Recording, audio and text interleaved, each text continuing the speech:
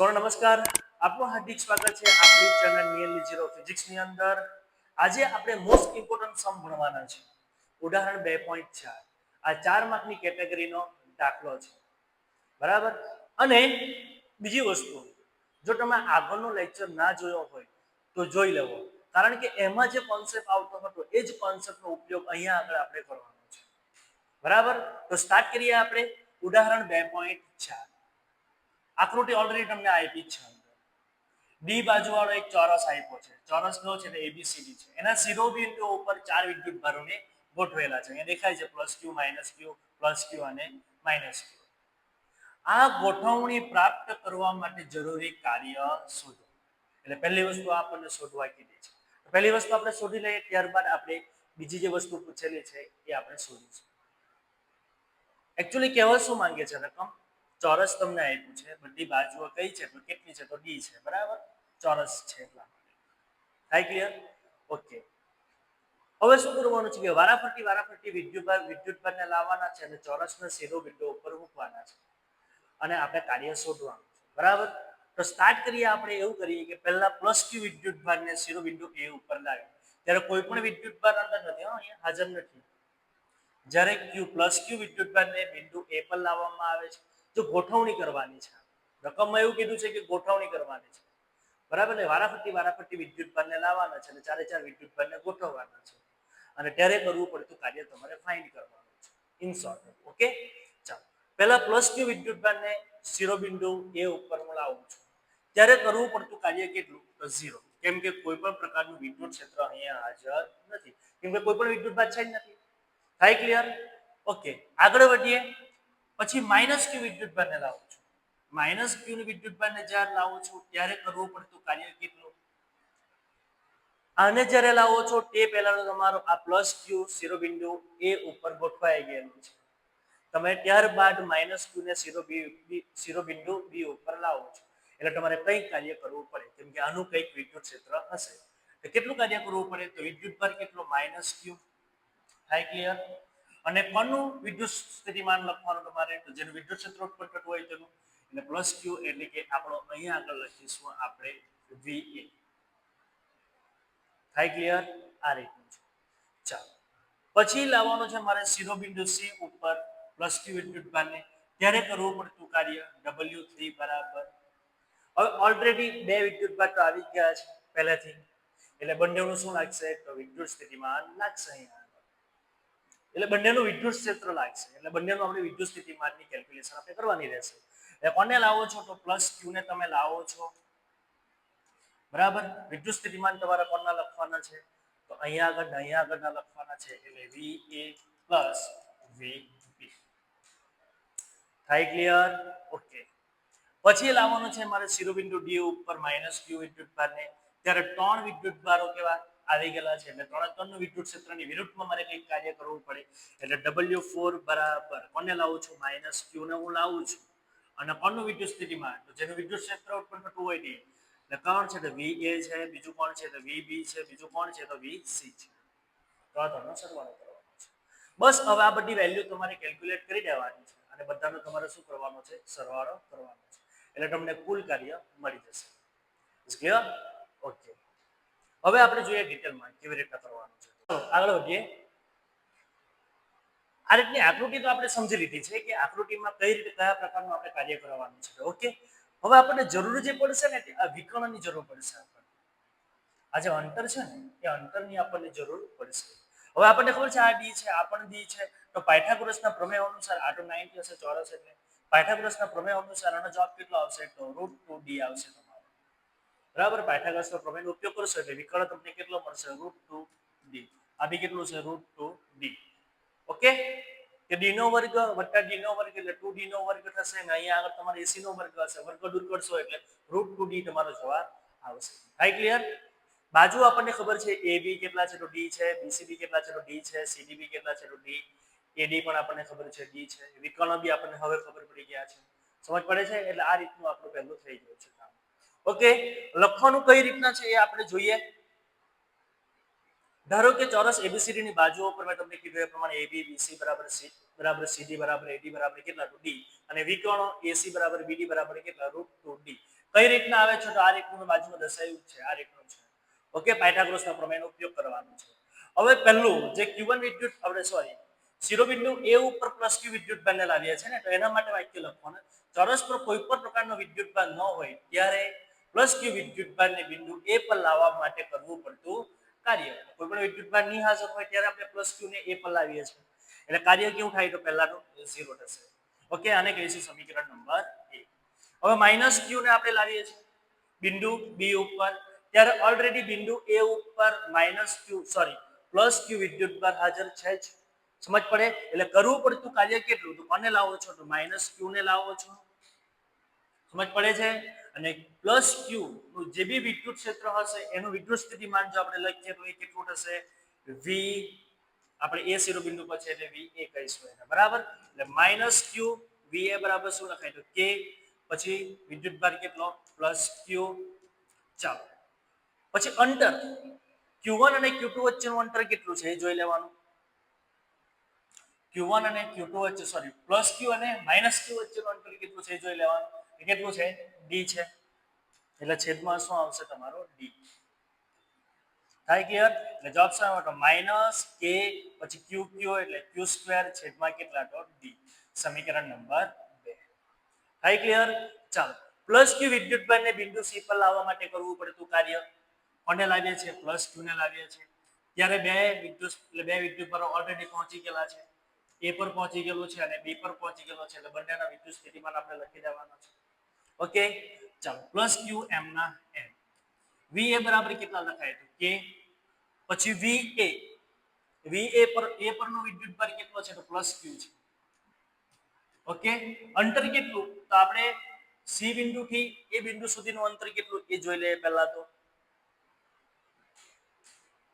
C થી A વચ્ચેનું અંતર કેટલું છે તો √2D છે. થાય ક્લિયર? ઓકે, એટલે અહીંયા શું આવશે તમારો √2D આવશે, પ્લસ કે B પર કેટલો વિદ્યુત ભાર છે તો માઇનસ.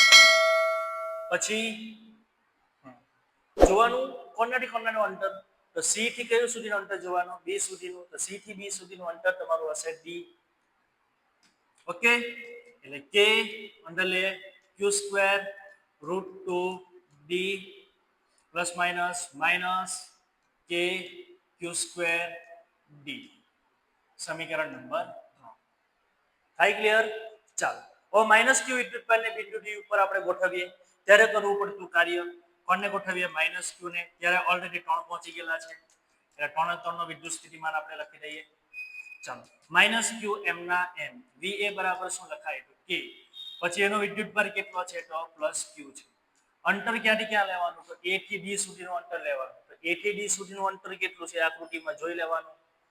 A થી D સુધીનું અંતર કેટલું છે તો D છે, એટલે અહીંયા આગળ D. આના ઉપર વિદ્યુત ભાર કેટલો છે B પર તો માઇનસ Q. ઓકે, B થી ક્યાં સુધીનું અંતર જોવાનું D સુધીનું અંતર જોવાનું છે, તો B થી D સુધીનું અંતર કેટલું છે ઓ શિટ B થી D સુધીનું અંતર B થી D સુધીનું અંતર કેટલું છે તો √2D છે. ઓકે, એટલે અહીંયા આગળ આપણે લખી દેવાનું છે √2D પ્લસ K, પછી C ઉપર વિદ્યુત ભાર કેટલો પ્લસ Q છે. અંતર કેટલું છે તો અંતર C થી D વચ્ચેનું અંતર કેટલું હશે તો D હશે, બરાબર આકૃતિમાં છે. ચાલો અંદર લઈ લઈએ કેલ્ક્યુલેશનમાં.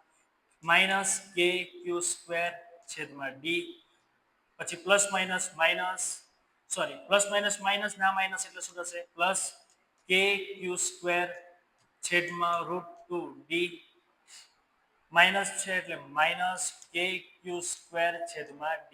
સમીકરણ નંબર 4. એટલે આટલું કાર્ય કરવું પડે. એટલે A ઉપર ગોઠવવા માટે કોઈ પણ પ્રકારનું કાર્ય કરવાનું નથી, B પર ગોઠવવા માટે આટલું કાર્ય કરવું પડશે, C પર આટલું કરવું પડશે અને D પર આટલું કરવું પડશે.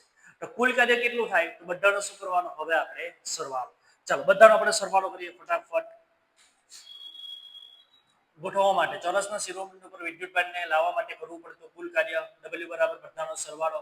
પહેલાનો જવાબ કેટલો છે 0, બીજાનો જવાબ કેટલો છે ચલો ફટાફટ. બીજાનો જવાબ છે માઇનસ KQ² ના છેદમાં D, એટલે માઇનસ KQ² ના છેદમાં D. પછી W3 નો જવાબ કેટલો છે જલ્દી ફટાફટ આપણે જોઈ લઈએ kq² ના છેદમાં √2d - kq² d ઓકે છેદમાં d એટલે kq² છેદમાં √2d - kq² છેદમાં d ચાલો W3 નો આન્સર કેટલો છે એ ચેક કરી લઈએ એકવાર પાછા ફરીથી સોરી 0 2 નો લખ્યો આપણે બરાબર ને આ 3 નો લખી W3 નો લખી દીધો W4 નો કેટલો છે એ લખી દઈએ આપણે -kq²d kq² √2d - kq² d okay લખી દઈએ છીએ આપણે એટલે kq² d માઈનસમાં છે માઈનસ છે okay plus kq² √2d - kq² d આ રીતનું છે ઓકે ચાલો W1 માટે આટલું કરીએ W2 માટે આટલું કરીએ W3 માટે આટલું કરીએ છે અને W4 માટે આ મર્જ છે બરાબર આટલું કરીએ છે ચાલો બધાનો આપણે સરવાળો કરી નાખીએ તમે જોવો તો -kq² d એક વાર છે બે વાર છે ત્રણ વાર છે અને કેટલી વાર છે ચાર વાર એટલે -4 ટાઈમ્સ kq² d થાય આ રીતે ચાલો બચ્યું શું તો 4 તો નીકળી ગયા તો બચ્યું kq² ના છેદમાં √2d એ બે વાર છે એટલે +2 ટાઈમ kq² ના છેદમાં √2d આવું લખાશે ચલો આ બે માંથી કોમન વસ્તુ શું દેખાય છે તો કોમન વસ્તુ દેખાય છે તમને kq² ના છેદમાં d આ કોમન વસ્તુ છે તો બચે શું અહીંયા આગળ તો અહીંયા પદમાં બચે -4 બચે છે અહીંયા કેટલા બચે તો +2 ના છેદમાં √2 બચે છે ઓકે ચાલો ઇઝ ઇક્વલ ટુ કુલ કાર્ય kq² ના છેદમાં d